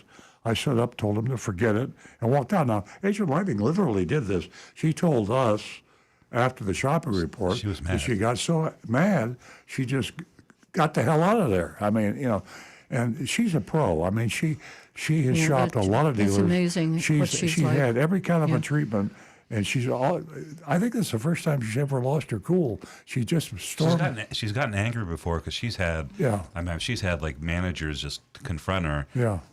But no, we're not where she's just turn around and just. Well, with all her skills, she has really knows how to apply herself, and she was just the personality of this person, she just displayed it by getting up and just saying, "C'est la vie." Yeah, I just. But you know what? They need to see that, and I'm sure that that's not the only time that's happened at Sutherland Nissan. I think it's an interesting observation about Nissan is they score very low on the dealer attitude survey, and that's an inside thing most people don't know about. But annually, NADA surveys their car dealers twice a year. Yeah, I think twice a year. Yeah, twice a year, and the idea is. Manufacturers want to stay on the good side of the dealers to get their cooperation, and they value the results of that survey. They really push the dealers to fill the surveys out, and Nissan scores extremely low. The survey just came out, by the way, and Lexus, Toyota, BMW, Audi, I forget the top 10, but Nissan was on the bottom. They typically have a very adversarial relationship with their dealers, and that breeds the type of dealers that we see here at Sutherland. Nissan dealers, on the average, just don't treat their customers very well. And one of the reasons is Nissan themselves, the way they treat their dealers. So that's, I like Stu's last, he wrote this. He says, I still have no idea what the mysterious 666 devil's fee. No, that's from Agent Lightning. She didn't know what the devil. I didn't know what she until I read it. Yeah, 666. Yeah, it's the mark of the beast. They probably packed government fees with something that weren't government. I don't know. Maybe they did enough wrong without worrying about the 666. It was just an atrocious experience. So we got to have the votes, and I think we probably get a lot of votes. We kind of know where this is going here. I'll get to let me see if I'll read the ones I got so far. Jonathan Del Rey, when your first experience with the dealership is them breaking federal law, what else will they do? Definitely disreputable. This dealership gets a hard F. Thanks, Jonathan. The fine is $1,000 per offense. So if they had 100 cars in stock, all of them without Monroney labels, that's a $100,000 fine that should be assessed. So where is the enforcement of these rules and regulations we have? Hopefully it's coming if they get the new FTC thing, unless it's all window dressing. Mark says, easy to score, Stu. Stay out of trunk. F, minus. Way too many issues to discuss. Imagine going in for service, he said. Bob says, this may be the worst mystery shop I've heard. This must be fiction. F for Sutherland Nissan. They are really dishonest and rude. No way anyone should shop there. And I'm going to incline, they're getting an F from me. It's just too much of that stuff. I mean, we have forget about the curve. I mean, this is, the F is on the curve. We don't give out many Fs, so when we do. I'm giving an F, and this F is on the curve. All right? Right. I've got T-Cash says F minus, and worst of all, it's a Nissan. Negan 1 says, I was at F 2 minutes into the story. I'm at a point, if the Monroney sticker's not on the window, I'm leaving. Kirk in West by God, Virginia. Sutherland Nissan, horrendous. I just threw up a little bit in my mouth. Here you go, argue with this, F minus. Oh boy, they are rolling in on here. Second channel, it's Tom Steckel says, this is an F. They took lessons from Napleton, one of the worst we've seen. Mark Anderson, great F. Part of the addendum also included money to keep the former CEO in hiding. Johnny Z. Fradley, 50% markup? Then they take it off? Then add more fees? It's getting dizzy here. F. Rocky Blockatiel, very bad and rude on top of everything. F. Tim Gilliland, a $10,000 addendum with the obligatory nitrogen. Rude salesman? F, F, F. Mark Smith, F for such deception. TJH, F. Baby Boomer, triple F. Clifford Manthe, LOL, F. And Cram, 1624, F, dishonest. Oh, here we go with Kyle in Pennsylvania. Joining late. Well, I'll answer that question in just a moment, Kyle.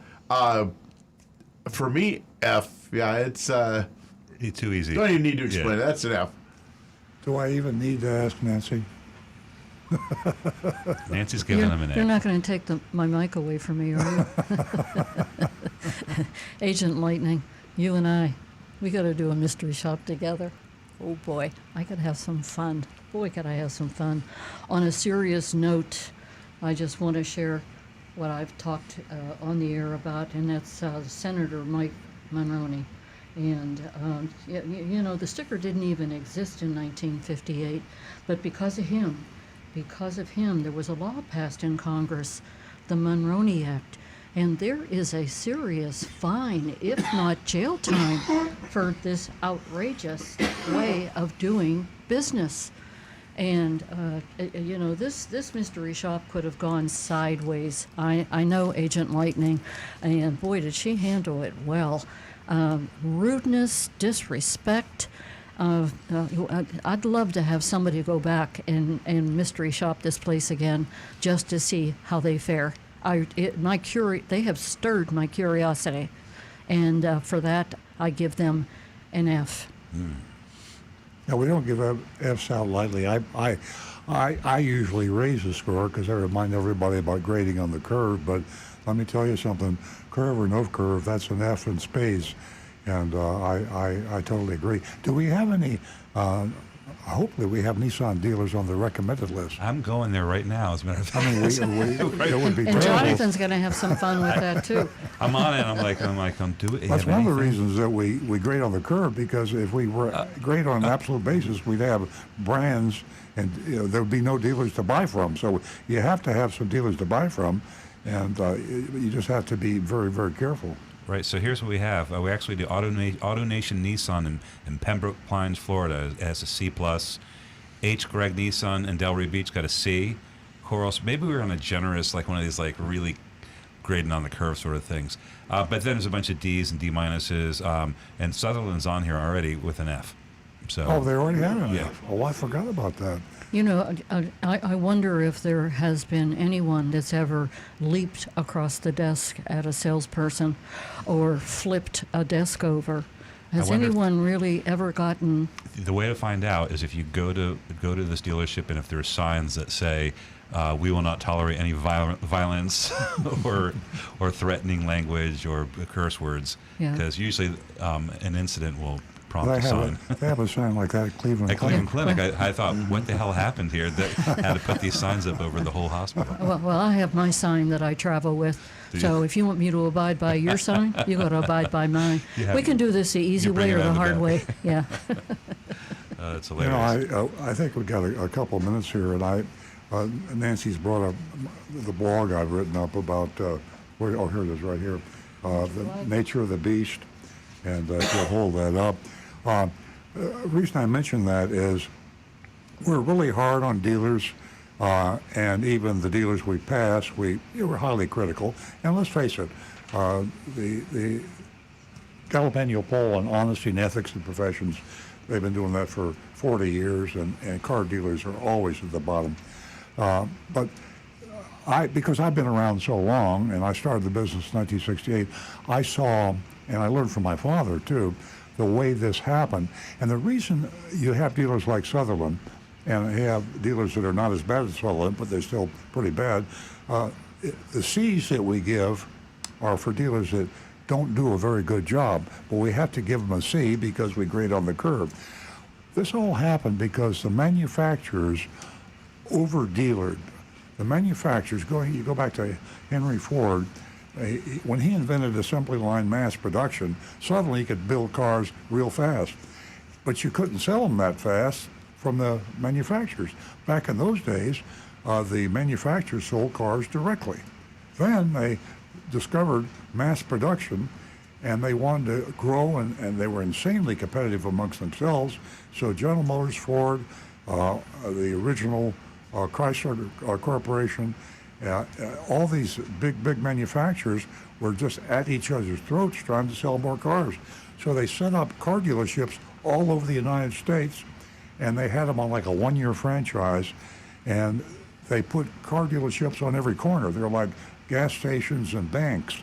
Every corner had a Chevrolet dealer, a Ford dealer, and the dealers had so much competition, they couldn't advertise a car at a price they sell it for because they never sell the car because the competition was advertising the car for less money.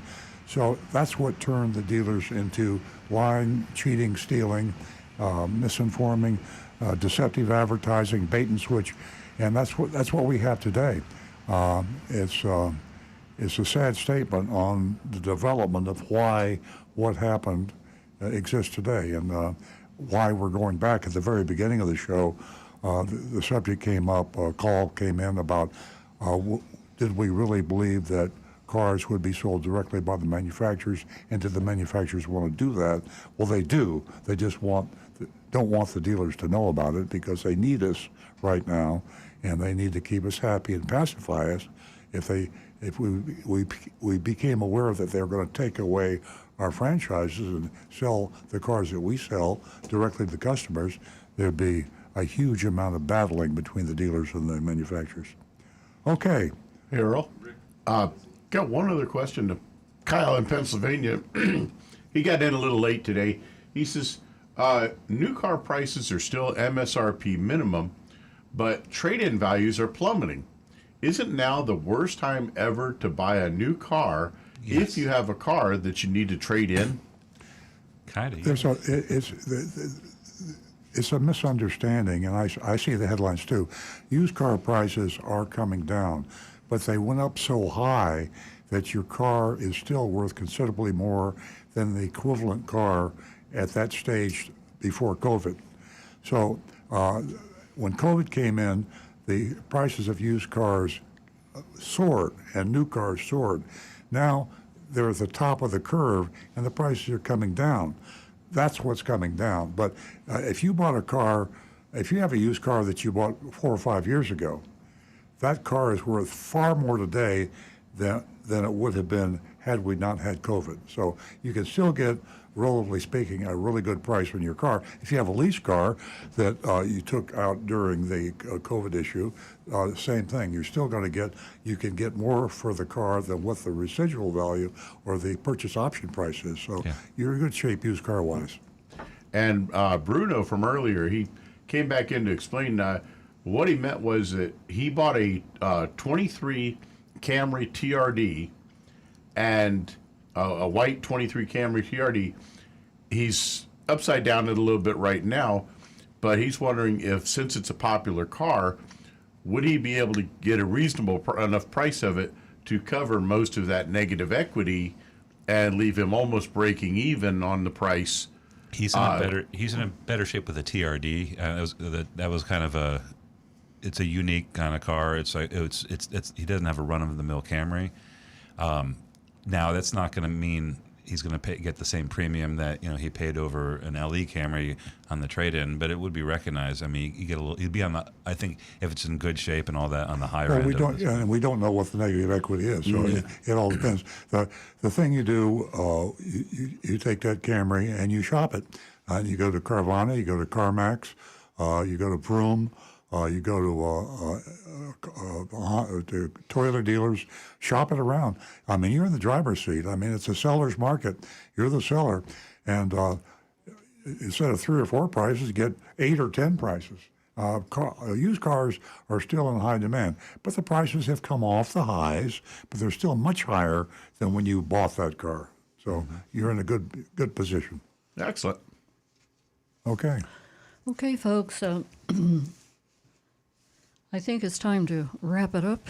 And Agent Lightning, what a fabulous job you did. And thanks to Big Dog Ranch for, our wonderful volunteer for bringing Solly in. And as you know, you can go to Big Dog Ranch Rescue, and you can enjoy the website, Solly and so many other dogs.